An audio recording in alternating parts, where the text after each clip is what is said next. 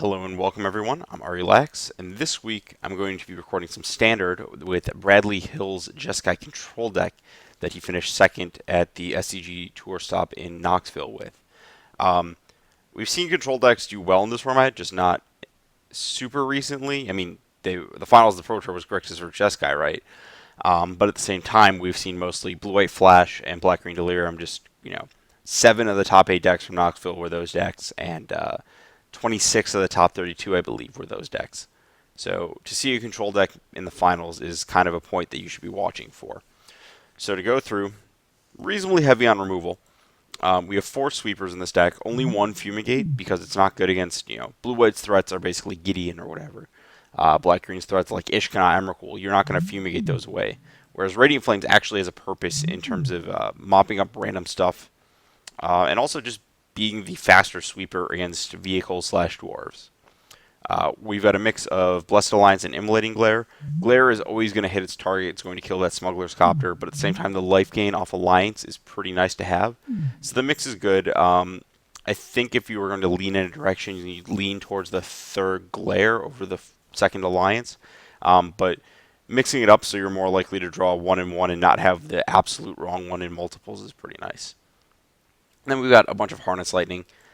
This card's really good in this deck. Because of Glimmer of Genius, you're likely to actually scale it up to kill larger things. Also, just like having a proactive removal spell that you can Hulk in, and even if they're not attacking, pretty nice. 7 card draw, 4 Glimmer. This is basically the defining card in the deck. I don't actually think these control decks would be functional without Glimmer of Genius. Just so much of your game in terms of bridging the gap in what you're doing, getting enough cards to keep parity is revolving around this card. Having the ability to Torrential Gear Hulk it as well. And 3 anticipates actually a pretty big signal.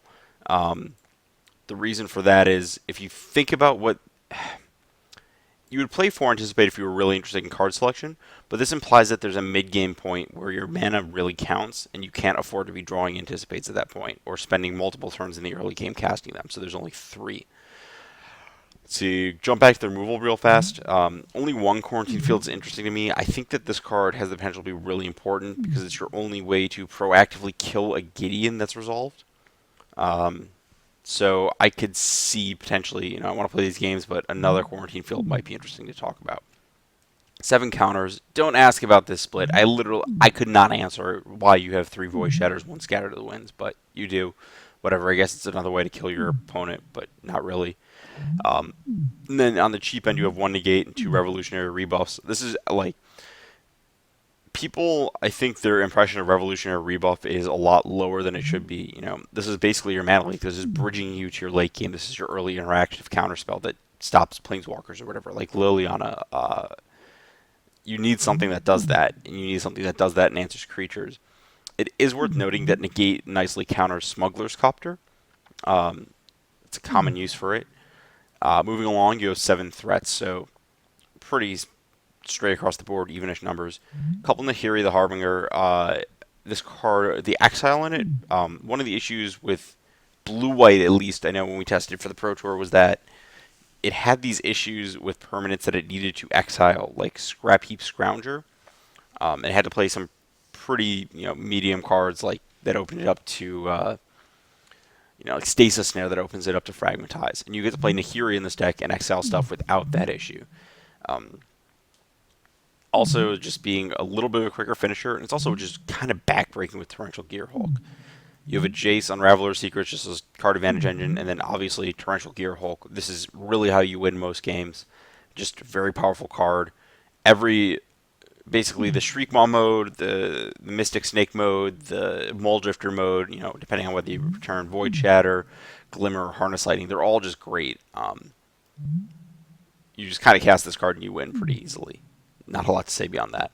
Looking at the lands, basically, very similar mana base to Carlos Romano. We have Port Town, untapped land, bridging the blue-white gap. We have Aether Hubs feeding off of our Glimmers and our Harness Lightning extras. Extra Inspiring Vantages to balance out Wandering Fumarole. Fumarole's 4 toughness does matter, even though the 4 power versus Needlespire's, pseudo 4 power is not too different. Also worth noting, the untapped white mana is a little better on turn 2. So imagine like you have to decide whether you being able to immediately have an untapped mana for an early removal spell is important. The blue kind of nice for anticipate, but you don't necessarily need it. A lot of your blue spells that you're getting up to are on the higher end. So having like an untapped, it's not going to be an untapped blue source at that point in time. So Spire Bluff Canal would only really fix for Void Shatter excessively well, whereas Vantage fixing for early glares and alliances is kind of nice. Not too much going on with the mana besides that. Looking at the sideboard, we've got a lot of threats. So one of the things I also liked about this list was being able to sideboard into Spell Quellers and Gideons and just bring the beats to the opponent. Gideon is just a great card to sideboard into, honestly. Just a great card. I don't really have to say a lot about this card because it's been dominating the format since it's been printed, basically. There is a Linvala as a way to catch up, regain life. Also a decent Nahiri target when you're going in that road. And Spell Queller, opponents are going to be sideboarding out the removal for this card, and it lets you kind of catch them off guard with a counterspell that applies pressure, protects planeswalkers. Specifically with Gideon, being able to block certain creatures with Spell Queller to establish Gideon is very nice. Also a way to counter their Gideon and attack their Gideons. So all around this card is good with and against Gideon, which is a decent card to have as a focal point. We have multiple summary dismissals for opposing Emrakul's and similar cards like that. Negate, handle, discard spells, Aetherworks Marvel. Another Blessed Alliance against aggressive decks to regain life. A Descent Upon the Sinful as a kind of convenient sweeper. The exile on this card especially matters if you play against something like zombies. The threat kind of matters sometimes, but more than anything else, I think the exile against the black-red recursion decks is pretty important. Then Brutal Expulsion, I honestly am not entirely sure what that card's doing in this deck. I've looked at, all the different things it could be doing in this format, and it feels kind of weird. I don't really think it accomplishes that much. I would not be shocked if I don't really want it in my deck. I don't want to be returning, Ishkanaz off the stack to my opponent's hand or whatever. I don't want to spend a card to do that. I don't want to spend 4 mana. I don't really like any part of this card. That is what I would look at replacing just off the bat.